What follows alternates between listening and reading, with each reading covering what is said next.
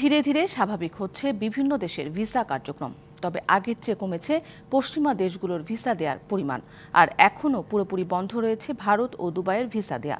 পররাষ্ট্র উপদেষ্টা বলছেন, আইনশৃঙ্খলা পরিস্থিতির উন্নয়ন হয়েছে, অচিরেই কেটে যাবে এই অবস্থা।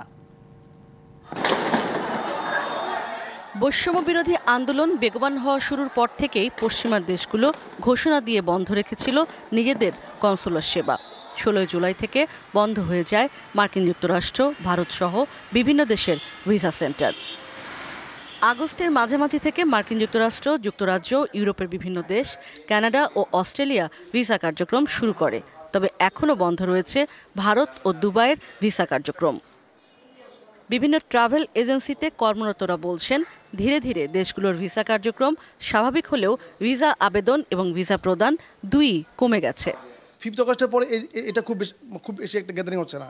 আমাদের কাছে প্যাসেঞ্জার ইনকোয়ারি করছে, বাট মানুষ ভিসা করবে এই ধরনের ভিড়টা কমে গেছে। উইকলি যদি 50টা হতো, সেখানে এখন 30টা হচ্ছে। বিভিন্ন কর্পোরেট মুভ অন করা শুরু করছে, বিভিন্ন ইন্ডিভিজুয়াল মুভ অন করা শুরু করছে। হোপফুলি এই সিচুয়েশন থেকে আমরা ওভারকাম করব খুব কুইকলি। বিভিন্ন দেশের ভিসা প্রসেসিংয়ের প্রতিষ্ঠান সাইমন সেন্টারের কর্ণধার আশফিয়া জান্নাত সালেহ জানান, ইতালি সহ বেশ কিছু দেশে ভিসা জটিলতা থাকলেও অন্য দেশগুলো স্বাভাবিক কার্যক্রম শুরু করেছে। ইন্ডিয়ার শুধুমাত্র মেডিকেল ভিসাটা ওপেন আছে, বাকি সব ভিসাই কিন্তু এখন ওনারা বন্ধ রেখেছেন। Dubai visa totally tourist visa বন্ধ আছে। আর বাকি দেশের যে ভিসাগুলো ইউএসএ বলেন বা ইউরোপিয়ান কান্ট্রিগুলো বলেন, তো ওগুলো কিন্তু মোটামুটি এখন আবার ভিসা দেওয়া স্টার্ট হয়েছে।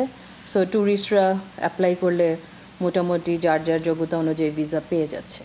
পররাষ্ট্র উপদেষ্টা জানিয়েছেন, ইতালি দূতাবাসে 60,000 পাসপোর্ট আটকে আছে। এ নিয়ে আলোচনা চলছে। তবে কোন দেশ কিভাবে ভিসা দেবে তা দেশগুলোর নিজস্ব বিষয়।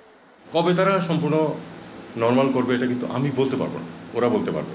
ভিসাটা একেবারেই কিন্তু সোভরেন একটা রাইট। কাকে ভিসা দেবে না দেবে বা কতটুকু দেবে এটা তাদের নিজস্ব এখতিয়ার।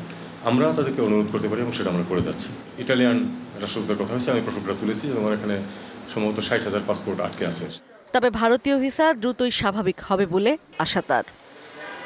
ইশরাত জাহান উর্মি, ডিবিসি নিউজ, ঢাকা।